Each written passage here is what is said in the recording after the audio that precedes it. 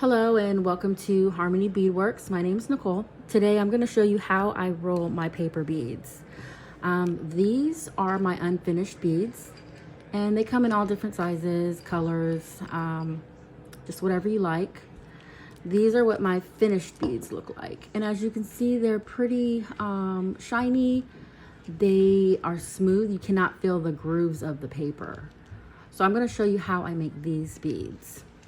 First, you're going to need a bead roller. You can get this from Amazon. It has the grooves in it, which help catch the paper. If you don't have a bead roller, it's okay. You can use a toothpick, a knitting needle, a pencil, anything that you can roll for the most part, just to get you started. You can actually use this if you needed to just use a brush. You can use that. Next, I have glue. It could be any kind of glue. Elmer's glue works fine, or you can use craft glue. Triple thick. I use this for the glaze, and this is what gives it that shiny finish. And then you can use any kind of paper. Now, the thing with the paper, I use craft paper. Not craft, excuse me. Cardstock paper. The reason why is because cardstock paper is colored all the way through. I don't really like when you use that loose paper that you get from the craft store for like 50 cents.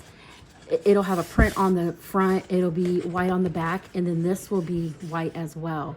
And what happens is when you roll the bead, you will see that white finish, and you're gonna have to either use a marker and fix it or paint it or just leave it. So I prefer the cardstock, and then I just paint it with acrylic paint, or I will just get a marker and make designs. Something simple. You want to make sure your design is from end to end. When you roll it, you'll see why. Okay, and so I cut my paper in pretty thin strips. I'm gonna put the measurements of my paper in the comment or in the description, because as of right now, I can't remember exactly what sizes these are, but I know it's under 1/2 inch. So I usually use pretty small strips of paper. Right, so let's roll a bead. So first I get my paper and I kind of do that. You want to, if you're using a bead roller, you're gonna slip it in the groove. If not, just start rolling it. And you're gonna roll it until you get a bead. And sometimes it slips and it's not perfect, and you're just gonna push it back into the middle. And you're just gonna keep rolling until you're finished. And then you're gonna just make sure it's like a bead. Sometimes you gotta play around with it. And it's all gonna depend on that size of paper. Next, you're gonna get your glue and you're gonna place your glue on it. And I usually let this glue sit for a minute, and I just leave it on the roller and I'll push it up. And you can still move it, so if it's not your liking, you can just keep moving it around until it gets the shape that you like. So there we go. Sorry if I'm out of focus again. Now I'm gonna do another one. So I'm just gonna roll this one.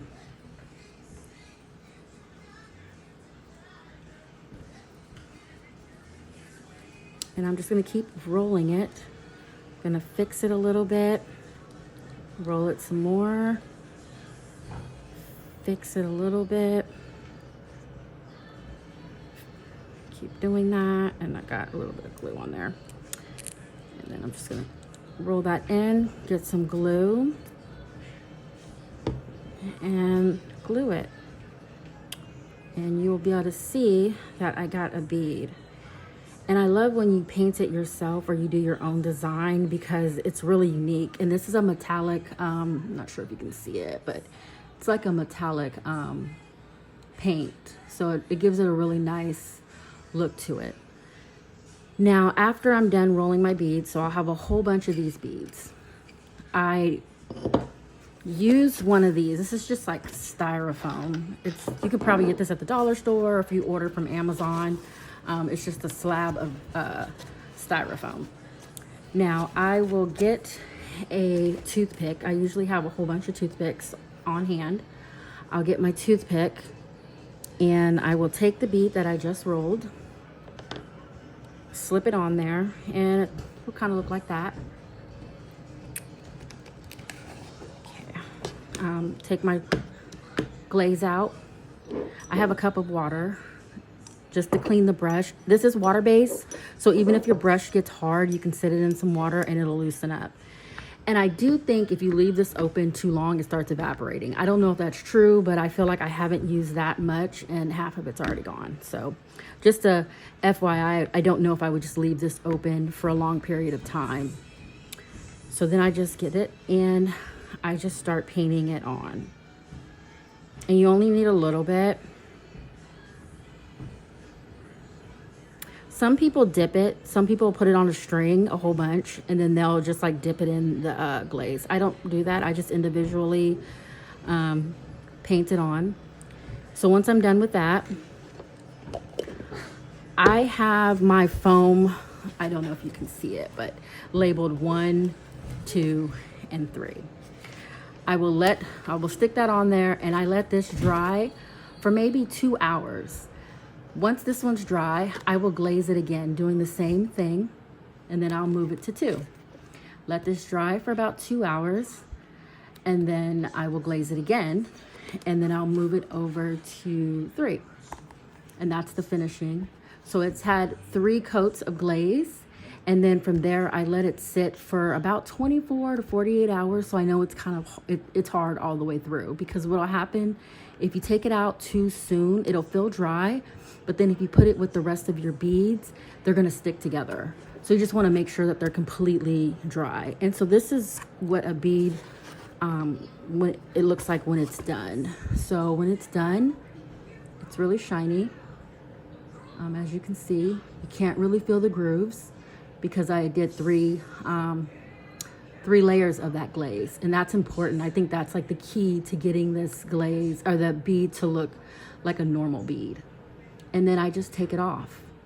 Now, just a quick tip, when you're applying the glaze, you want to stay off the toothpick. Do not put glaze on the toothpick, because what'll happen is you won't be able to get, this is probably one of them. I can't get this bead off of here. It's stuck on there because I put too much glaze on it, and it's just stuck on there. So what I normally do is once I glaze it the first time, when it's dry, I do twist it to make sure it's loose. I apply my glaze again, twist it again once it's dry, apply it again, and then it should come right off. If it doesn't, you're just gonna have to really either play around with it or you know, you're not gonna be able to do much with it. So that's pretty much it. And this is what it would look like. I mean, that's really shiny. It's smooth. It's hard, really hard. The inside, if you can see, is pretty clean. Now, no, of course, paper beads are not waterproof. So if you do get these wet, the inside's gonna get all crazy. But I did this with cardstock and a Sharpie. And this is what that came out looking like. So if you have any questions, you can post it in the comments and I'll respond. Subscribe, because I do want to do more tutorials on how to do the paper beads and just kind of chat and make some bracelets. Thank you for watching my channel, and I'll see you guys soon.